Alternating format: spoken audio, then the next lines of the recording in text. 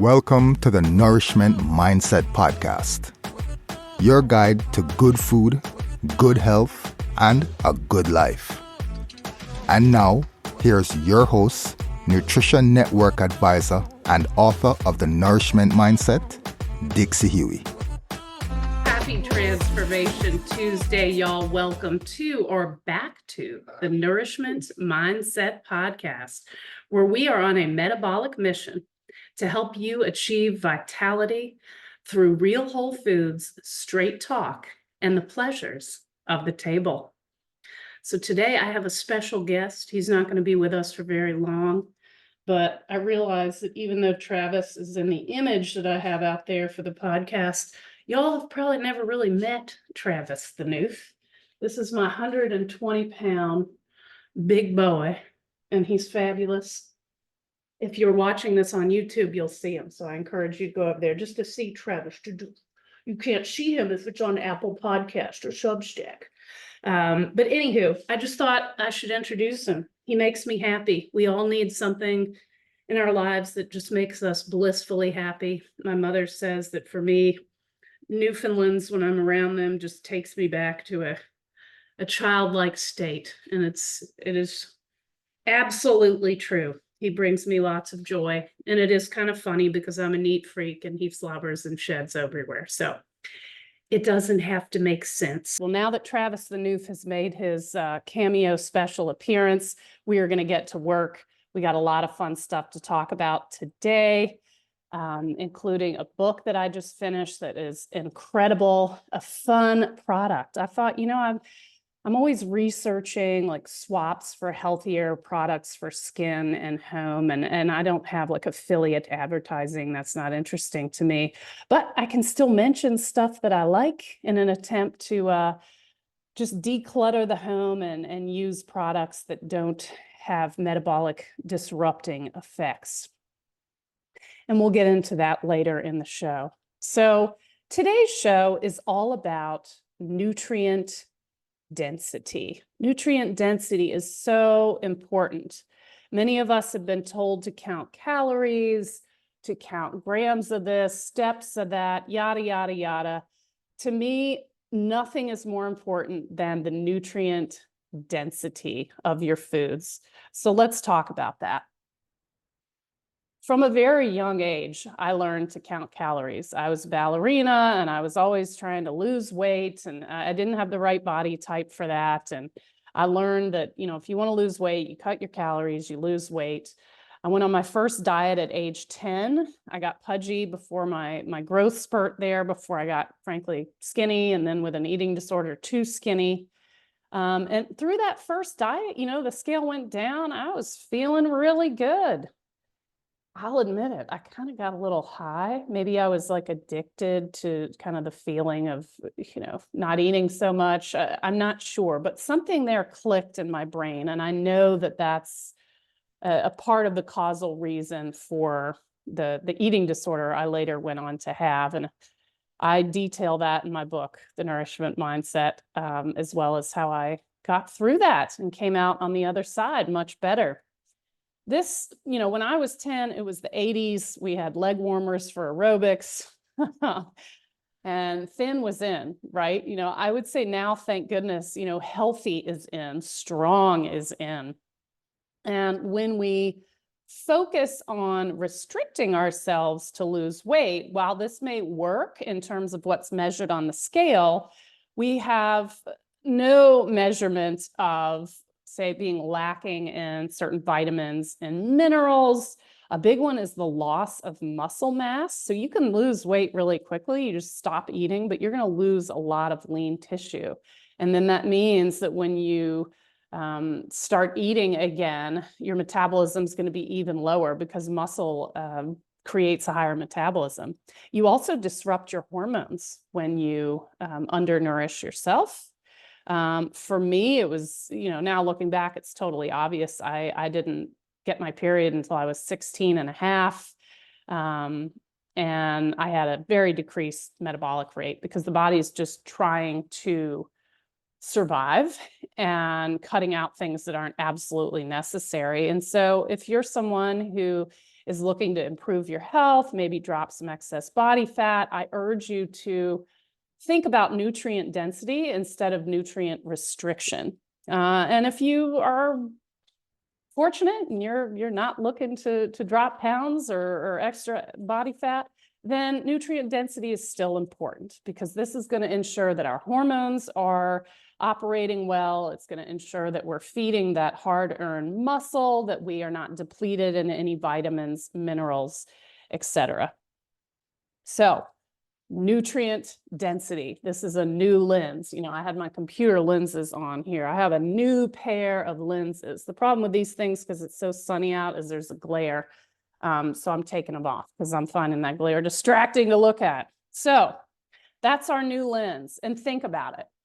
100 calories of steak and 100 calories of gummy bears. These are not delivering the same thing to your body. Steak has it has so much protein. That's not much steak, by the way, 100 calories. I'm just trying to do an apples to apples comparison. But you've got proteins, you've got all manner of vitamins, you've got nourishing animal fat, which is really important for your hormone regulation. It is the most nutrient dense food on the planet. Beef, boom, booyah. Compared to 100 calories of gummy bears, what nutritionally is in there? Nothing. There's nothing in there, but probably high fructose corn syrup, some food dyes, fillers, other metabolic disrupting things. So 100 calories is not 100 calories. This is why nutrient density is so important.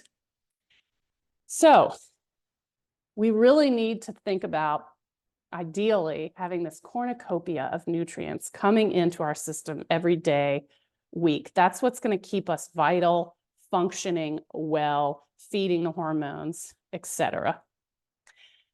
Here's where you find nutrient density. There's no nutrient density score. Beef would be 100%, you know, eggs, 100%, butter, way up there, nutrient dense foods, salmon, you name it. But that doesn't exist at this time. So where do you find this information? I'll give you a clue. It's not really on that nutrition label that we're told to focus on. It's on the teeny little minuscule ingredients label that's so small. I now need readers to really look at it, unless I'm looking at something online. But this is going to tell you the story, because what's in it? Find a nutrition label on your carton of eggs. Doesn't exist, right? You can look up the nutrient density of eggs, and it's incredible. But if you're looking at a packaged food, that's going to tell you what you need to know. So what is in there? Is it a bunch of grains, inflammatory, factory fats, preservatives, dyes, etc.? Or are you actually getting nutrients? So look at the ingredient label. You can look at the nutrition label to see if it, for example, has dietary fat, hopefully naturally occurring, not added. And protein is a really big one to look at. If you're looking to shed pounds, you might be looking to limit your total carbohydrate consumption, rather. So you could look at those too. Another example is eggs, nature's veritable vitamin, versus these fake plant-based eggs, which tend to have soybean oil and all other kinds of crap. So y'all, don't be fooled. This plant-based stuff, look at the ingredients and then you tell me, okay? You cannot replace what nature has put in front of us that's beautiful and perfect. You can try, but the ingredients label tells you the answer to, should I spend my money on this stuff? Okay, so I'm asking us to really focus in this nutrient density episode on the richness that is brought to you by the food choices that you're making. And if the food doesn't have nutrient richness, then is it something you really want to eat? Occasionally we make a health account withdrawal, but it may not be worth it. So that's my big tip for today on evaluating what to put on your plate and in your home. Some questions you might ask yourself if you're wondering, you know, is this going to spike my blood sugar and therefore my insulin level? So anything super high in sugar and carbohydrates, yep, that's going to spike. This may or may not be a problem for you. Maybe you don't have any blood sugar issues and you're a marathoner and that works for your body. Super. Maybe you're someone who's pre-diabetic, so you probably want to avoid that. Is this going to balance with my hormones or harmonize with my hormones? So this is one where let's use factory fats versus natural fats. So stinky seed oils like soybean oil, the worst of the worst. This is a known metabolic disruptor. It's full body inflammatory versus good old butter, vitamin A, DK, all the good stuff. The other stuff may have some vitamins, but it comes at a price, and that's that full body inflammation. So is there a side effect of the food that I'm thinking about eating? Am I going to be bloated? Am I going to feel nourished? How does the food make me feel? So that's another indicator of nutrient richness or nutrient density. So think about these things and maybe shy away. Let's stop thinking about calories, grams of this, grams of that. Let's just really think about nourishing ourselves and nutrient density. So if you have any questions about that, you can ping me. You can follow me on favorfat.substack.com. You can find me on LinkedIn. You can find me on Instagram, Nourishment Mindset. Plenty of places to ask me a question. You can go to my website, favorfat.com. That's where I'm selling the book, in addition to on Amazon. If you want a signed copy, just pop over there.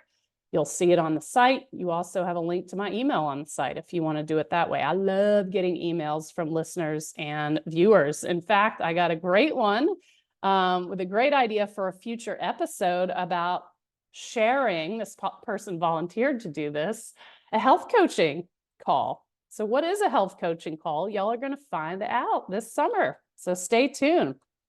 So let's switch gears a little bit. Okay. I mentioned that I had just finished a book. Now I have a funny thing. First of all, I love to actually read books. Like I want to touch books, right? Second of all, this is a hardcover book and I tend to take the jackets off. So this book is called Change Your Diet, Change Your Mind, okay? And I love it. It's by Dr. Georgia Ede, who is a nutritional psychologist. She's incredible. The book blew me away on many, many levels. It's wowza.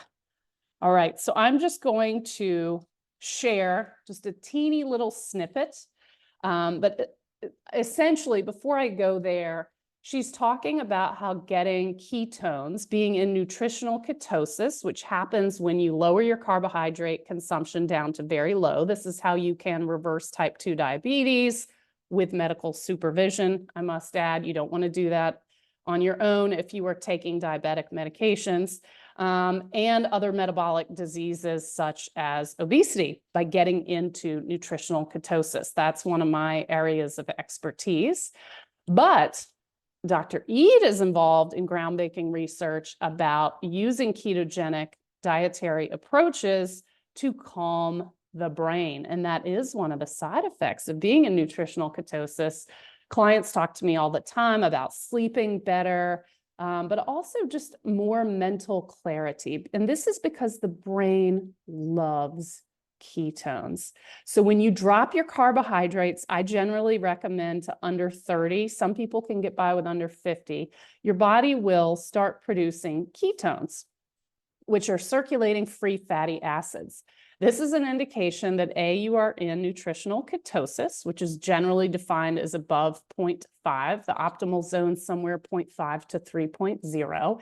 If you have 0.3 or 0.4, you've got a moderate level of ketones circulating, healing bodies, I love to call them. Anything less than that, you're not producing ketones. But as I said, the brain loves them. This is a very efficient fueling system for the body. And it turns out there are more applications than just weight loss, diabetes reversal. So this is page 152 of her hardcover, the Change Your Diet, Change Your Mind book. Here's an example. At age 45, he, a client of hers, saw a psychiatrist who provided counseling and prescribed Lexapro. Y'all, this is an antidepressant. Both of which helped somewhat until age 55, when after changing jobs, he experienced his deepest depression yet. I had thoughts of suicide for most days for months on end. Heavy stuff. He had no energy to exercise, and so his weight rose to 205 pounds.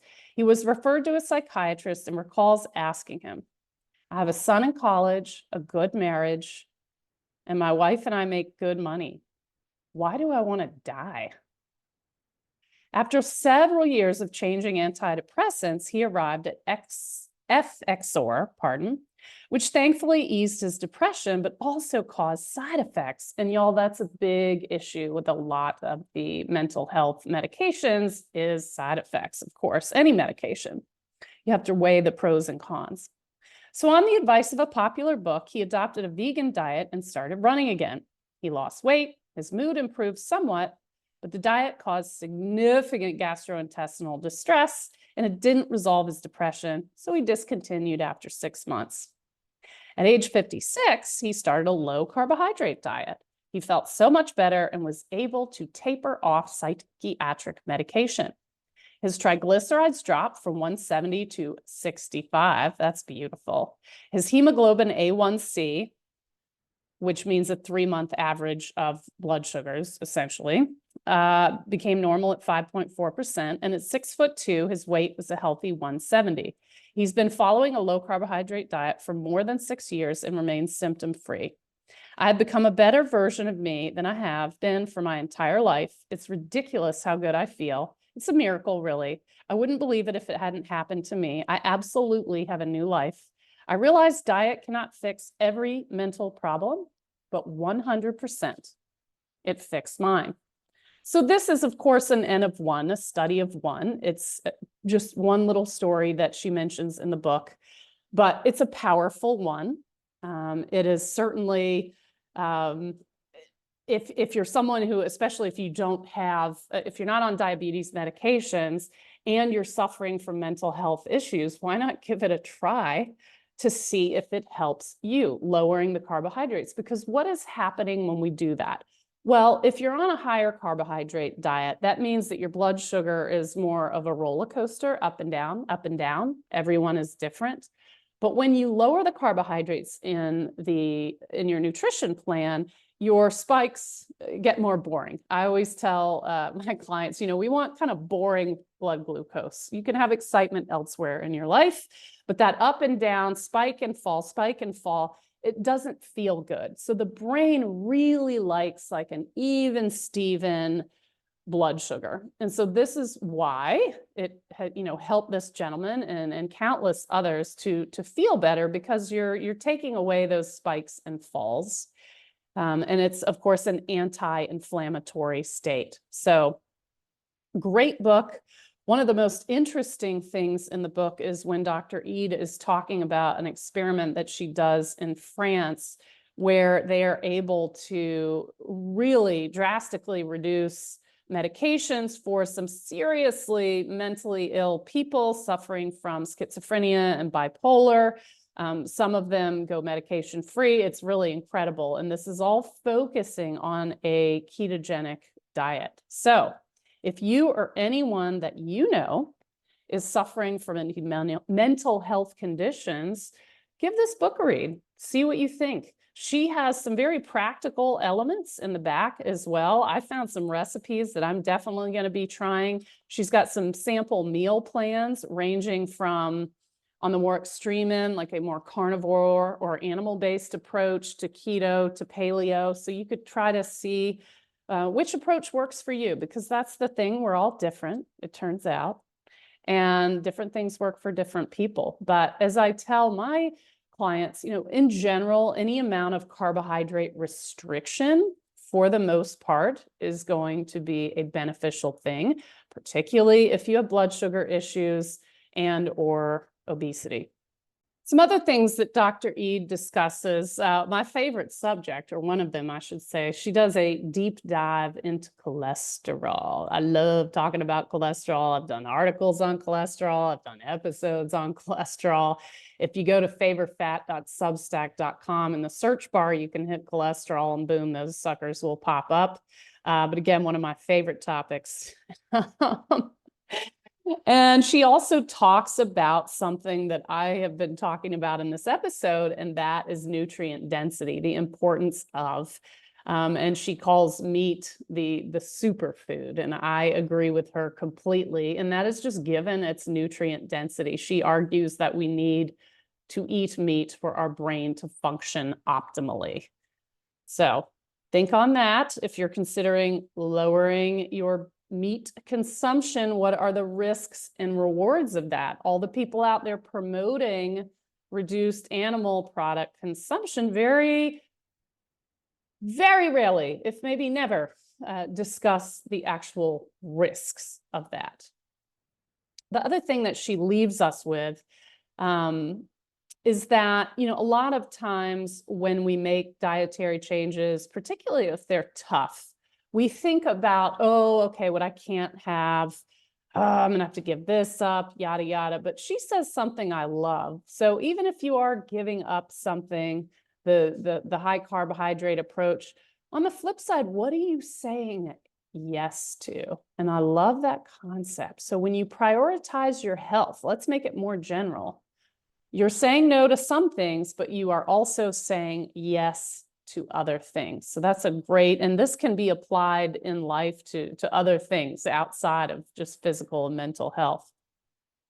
So switching gears a little bit, if you've been listening a while, you know that j'adore la France, vive la France. France is in the news. This article will be linked in the show notes. And if you're a subscriber on favorfat.substack.com, you'll, of course, have the email with the links.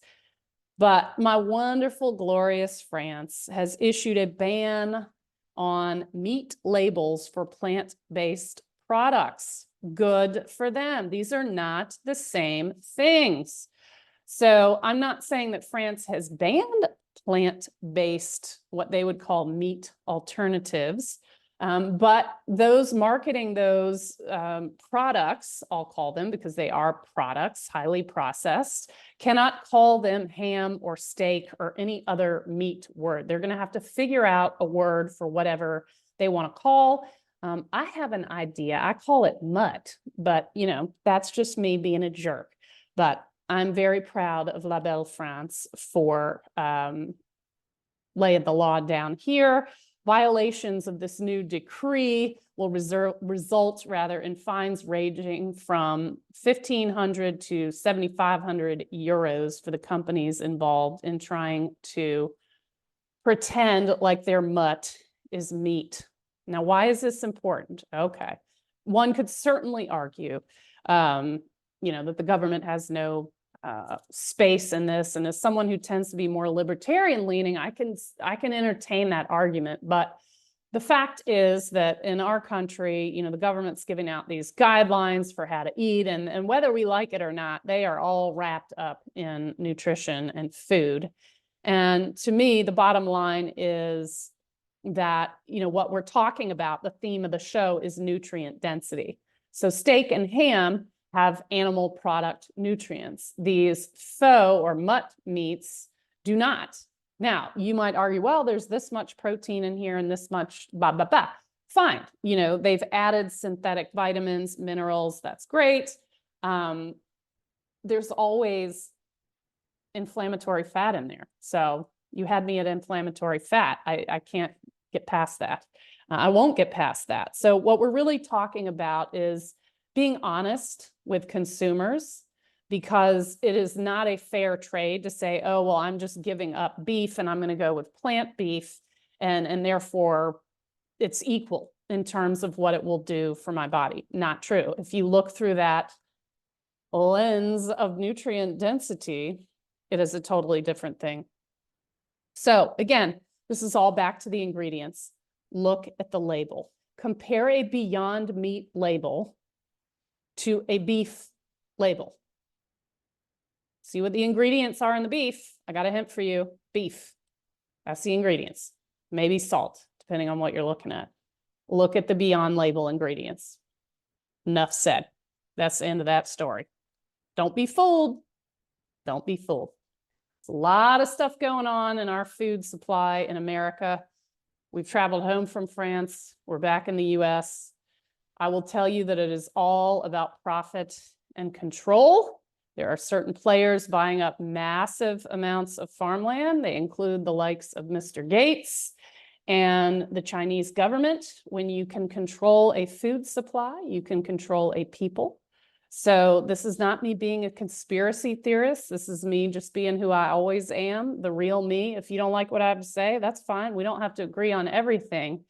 But the narrative is the dangers of meat, when in reality, meat is what makes us strong and vital. We can certainly all agree on needing to raise our animals in a sustainable and regenerative way that benefits the environment.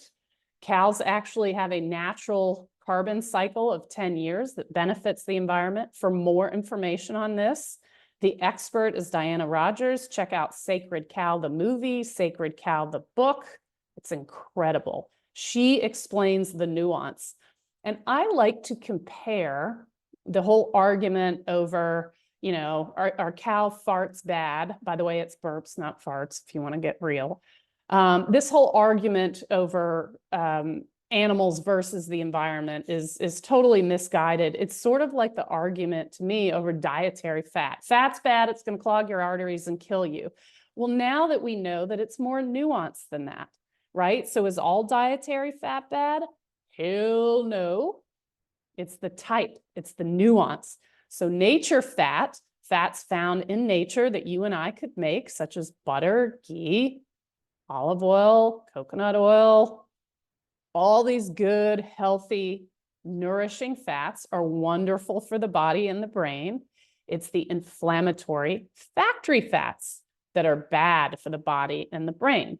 So that's why I find a comparison here is it's not this simple narrative that fat is bad or that cows are bad. It's much more nuanced. But once again, government told us to eat all these inflammatory fats. The government's been subtly or not so subtly in certain cities telling us to shy away from meat. They're misguided at best and trying to control population through controlling food supply at worst. So you decide, but you do have bodily autonomy and you can decide what you want to put into your body and do what makes you feel best. So ultimately, that's what I'm about, bodily autonomy. You can call me a crazy redneck. I'm just saying what I have to say. I do not want to leave on a negative note because this is ultimately about maintaining or regaining your vitality. So again, remember, bodily autonomy. It's your money. You choose where to put it. You choose what works best for you and your family. And of course, no one's talking about being perfect. I have this conversation with people all the time. This is not about a gator bite shall never pass my lips, because the gator bites that I love at the Isle of Capri Fish House, my favorite restaurant in the world, I know those suckers are fried in vegetable oil. You know what? And if I have one or two every quarter, that's fine. I'm going to sip my Sauvignon Blanc and have a couple gator bites because I'm sure there's some really interesting nutrients in alligator, right? And I'm in Florida and I'm a redneck, so I owe it to myself to enjoy and have a little fun with that. So before we depart, I promised that I was going to talk about a product that I am just loving. I have mentioned Redmond sea salt before. This stuff is from Utah, an ancient bed there. And Redmond, the company, also makes a bentonite clay.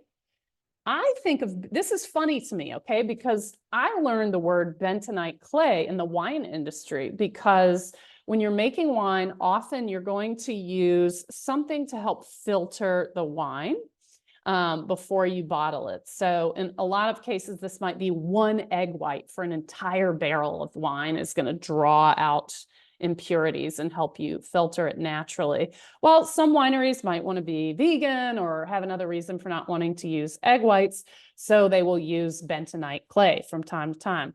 Turns out bentonite clay can be used on your skin, and boy, oh boy, am I loving this stuff.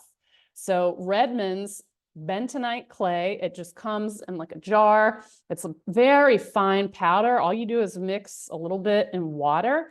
Then you apply it to your skin as a mask. It's really cool. It has like a tightening effect, and then you just wash it off with a washcloth.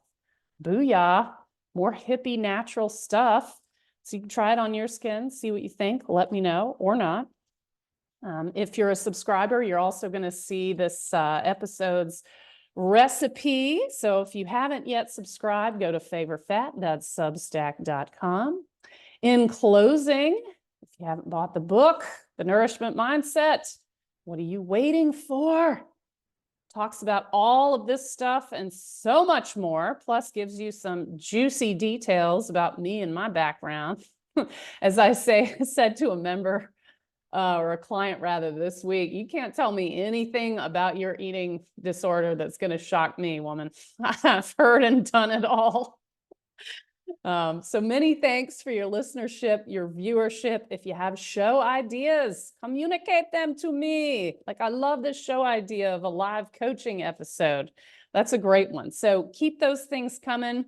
And if you have bought the book and you liked the book, could you pretty please hop on over to Amazon and give me a rating?